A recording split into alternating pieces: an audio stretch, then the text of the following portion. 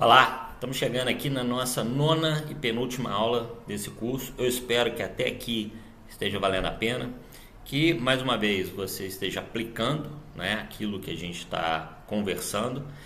Lembrando que isso aqui é um ponto de partida, né? É um start, e que eu espero que você se sinta motivada a aprimorar, a olhar pontos específicos, seja na área comercial, seja na área de marketing, seja nessa construção dessa identidade, né? Se você que é da área que trabalha com essa parte, né, de comunicação, né, de marketing, relações públicas, todas essas áreas que trabalham bem essa comunicação, para você isso com certeza será mais fácil.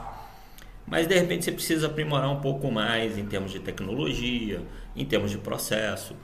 Tudo isso é interessante para que você consiga trazer ainda mais resultado para aquilo que você busca. E aqui eu, né, dentro do que é a proposta, que é trazer essa visão de que você criar uma oferta diferenciada de um serviço depende muito mais do quanto você se preocupa com a sua autoridade, com a qualidade do produto, com a assertividade, é que vai fazer com que você tenha mais resultado. E aqui, né, pegando esse gancho, eu quero perguntar para você uma coisa. Quantas vezes já aconteceu de você ouvir de um cliente, né, frases do tipo: rapaz, eu sou muito grato pelo que você fez por mim. O seu serviço é de uma qualidade absurda, assim, sem nenhuma, né, sem nenhum porém ou senão. Isso é importante para que você perceba o quanto isso é bacana de você ouvir. Ou como acontece, por exemplo, em áreas como a minha, né, quando você trabalha com mentoria, com consultoria ou como coach, de que você escuta assim: olha, o que você fez por mim mudou a minha vida. E eu agora, daqui para frente, eu compreendo que eu vou, ou eu posso ser, ou eu vou ser uma pessoa totalmente diferente. Isso graças ao que você fez por mim. Isso é algo que, para quem presta serviço, é imensurável o valor. Mas ele tem sim uma questão de mensuração de valor, que é o tema dessa aula, que é a construção de provas sociais, que vem fortalecer o que a gente já falou sobre autoridade. Então, quando você presta um serviço e a pessoa chega para você e fala assim, coisas como essas: rapaz, eu sou muito grato, que trabalho excelente, que qualidade, que coisa bacana. É um momento que você tem para chegar para ele e falar assim: ok, que bom, eu recebo, né? Isso realmente é uma preocupação. Eu tenho esse compromisso de fazer da melhor forma. E já que você me posicionou, né, já trouxe essa fala, eu gostaria de pedir a você, né, que desse isso ou por escrito, ou um vídeo, ou enfim, um áudio. Às vezes nem tanto, porque não tem a questão da pessoa, mas pode ser também um áudio, algo que seja, você pode trazer como um testemunho, uma declaração, um depoimento. Tem vários nomes que você pode fazer. Ou para algumas áreas são certificações técnicas. Então, para algumas áreas de prestação de serviço, ou para algumas áreas, por exemplo, muitas vezes para prestação de serviços para entidades públicas, né? Vamos supor, você vai participar de uma licitação, por um treinamento, por uma capacitação, por alguma coisa assim. Em alguns casos você precisa do chamado relatório técnico, alguma coisa nesse sentido. E aí você tem uma estruturação para isso. Não é aqui, a gente não vai aprofundar, mas você tem como buscar isso. Ou você pode também criar um texto como uma orientação, no qual você vai, e eu vou mostrar para vocês aqui, que você vai orientar esse seu cliente a como ele pode trazer um depoimento, como ele pode trazer um testemunho, como que ele pode trazer uma prova social que você possa E aí você, né, precisa pedir autorização a ele, e é interessante que você use também um termo, para que você possa utilizar isso numa apresentação, no site, num treinamento, né? Isso é importante. E aí vamos lá. Então assim, a questão do testemunho ou da prova social, ela vem como uma forma de você criar e fortalecer a sua autoridade como especialista na área que você atua. Então, como eu falei, você pode criar um script baseado em 3 perguntas. Como era o seu negócio ou como era a sua realidade antes de você contratar esse serviço, antes de realizar essa prestação de serviço?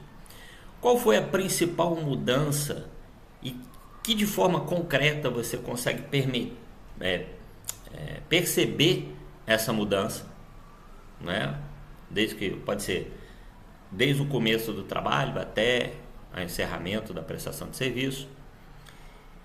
E qual foi o principal resultado que você teve com essa mudança, de forma concreta?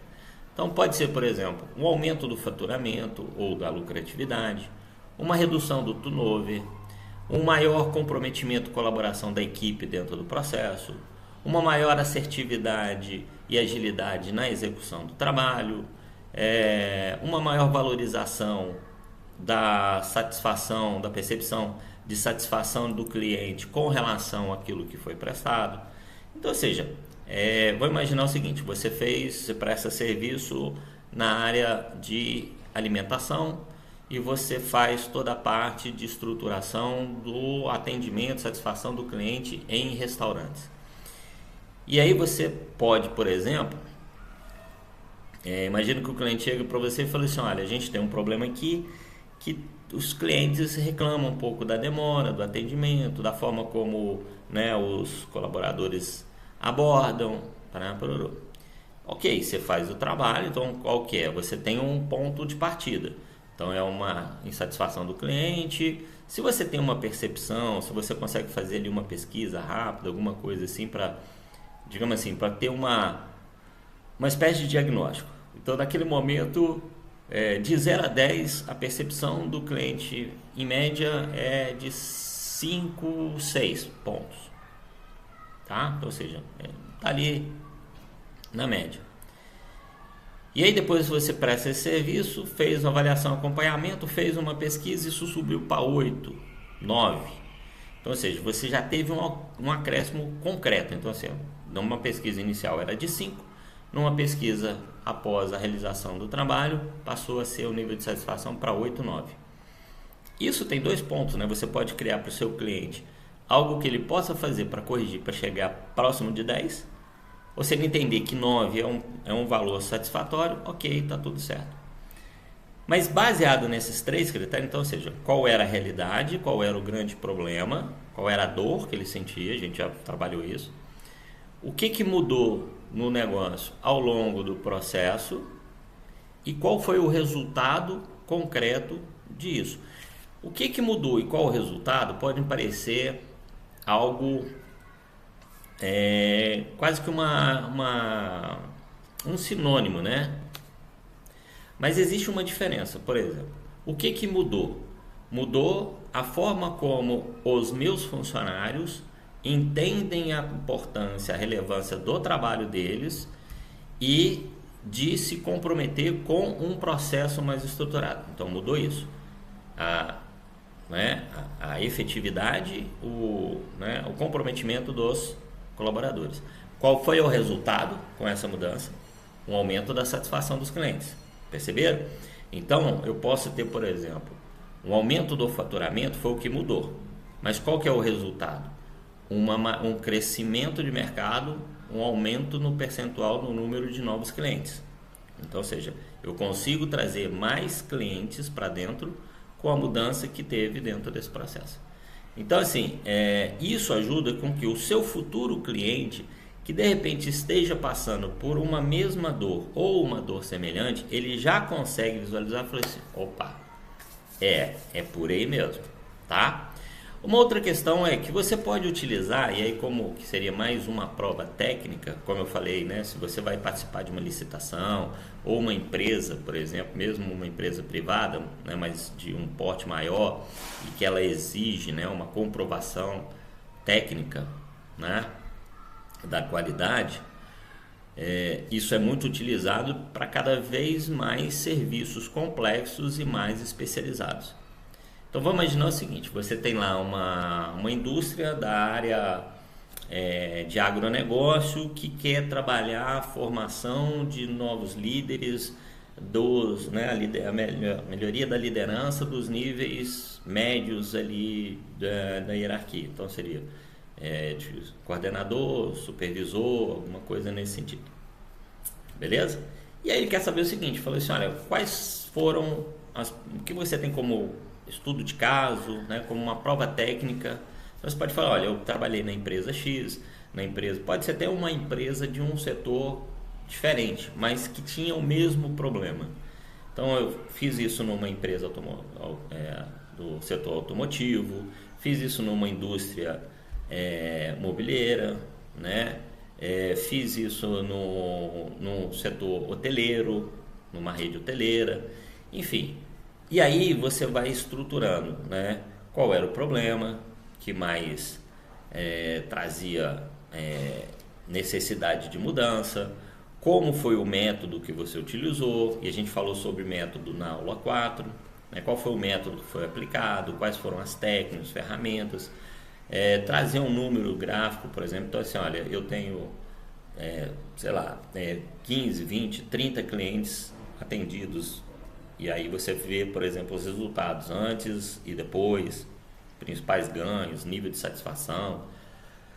Dentro desse estudo de caso, você pode ter do seu contratante uma declaração, né, no sentido de que, olha, realmente foi um serviço feito de forma correta, superando as expectativas, atendendo o prazo, garantindo o retorno do investimento. O que você consegue trazer dentro desse estudo de caso é uma forma também de você criar ali a sua comprovação, a sua prova social. É interessante que você tenha sempre, se você trabalha, né, e que o perfil de cliente ele tem esse interesse por estudos de caso, é sempre bom que você tenha ali um vídeo, um documento em PDF que você possa entregar para o seu cliente, potencial cliente, falar, olha, tá aqui, esse aqui é um depoimento de um cliente que a gente teve, tal, e você consegue ter uma ideia melhor do que foi feito e como é que foi feito esse acompanhamento. Uma outra forma que é importante é que você procure sempre criar uma autoridade sem querer ou sem parecer muito arrogante. A questão, a gente tem um problema que é a questão do ego muitas vezes, né? Então é lógico, pra gente é sempre interessante quando você recebe um elogio. Isso massageia o nosso ego, nos traz um sentimento bom. Mas eu preciso entender que isso não ultrapasse a questão do meu comprometimento com aquilo que eu me propus a fazer e passe a ser mais uma autopromoção. Então é muito assim, eu faço, eu isso, eu aquilo, né? Isso muitas vezes começa a parecer mais arrogante do que uma autoridade. Então quando você coloca o que foi feito em relação ao outro, o quanto ele teve de benefício, traz uma autoridade muito mais consistente do que você ficar falando na primeira pessoa ou na terceira pessoa, né? Então a autoridade ela se constrói. Eu vou trazer só um ponto aqui que a gente não vai conseguir falar por mais tempo porque não cabe, mas hoje, por exemplo, é muito comum a questão de você ouvir convites ou receber convites para encontros de networking. Networking, que nada mais é do que você fazer esse gerenciamento da sua rede de contatos de forma que ela gere para você essa troca normalmente de negócios. Então, assim, você indica, recebe indicações, enfim, a pessoa, ela é também uma prova social, então, quando ela indica e ela coloca o nome dela, falando, eu indico porque eu confio, isso é importante. Existem grupos especializados nesse processo. Mas existe uma coisa que, quando a gente está falando dessa questão da construção da autoridade através de você mais ensinar ou de você oferecer do que você simplesmente receber em troca, é uma outra prática que vem crescendo cada vez mais, que é o chamado netweaving. O netweaving é quando você dá alguma coisa que tem uma relevância, que tem uma importância, de forma genuína, para que a pessoa possa entender e perceber um ganho que ela teve nessa troca. Então, formas que você tem para fazer isso: um e-book, uma ferramenta que você disponibiliza, pode ser uma planilha, pode ser um formulário, pode ser um framework, pode ser, enfim, uma infinidade de coisas, dependendo do perfil do seu cliente, do perfil do nicho que você trabalha e qual que é a importância disso. Então, para alguns nichos, o e-book é interessante, para outros o framework é interessante, para outros o vídeo é interessante, para outros uma masterclass é interessante. Então, tudo isso são formas onde você está ensinando, você está dando para ele algo que ele possa aplicar. Isso aqui é um exemplo prático. Esse curso você está fazendo de forma totalmente gratuita, tem ferramenta, tem um conteúdo, você pode aplicar, se você quiser ou não. Mas existe aqui essa possibilidade. A gente resolve pequenas dores. Então aqui é uma forma de você... A proposta não é tornar você um especialista em oferta de serviço, mas é você, dentro do que você trabalha, você conseguir trabalhar melhor a comunicação, o entendimento e a estratégia do seu negócio, tá? Formas que você pode fazer isso, que é interessante nesse sentido, é você ter uma relação. Então, quando você coloca lá uma lista de empresas do setor, então muitas vezes certificados que você tem, então assim, você teve uma formação numa instituição de relevância, então tudo isso traz também uma prova social. Então, ou seja, você está o tempo todo buscando uma especialização. Então eu fiz, por exemplo, um curso na faculdade X, eu fiz uma especialização em tal instituto tal, eu participei de um evento X, palestra que você deu, tudo que você faz ao longo, não só desse aqui, mas de toda a sua trajetória profissional, é importante. E uma coisa que eu digo, porque já aconteceu comigo, é que você não se sinta intimidado em pedir, em solicitar.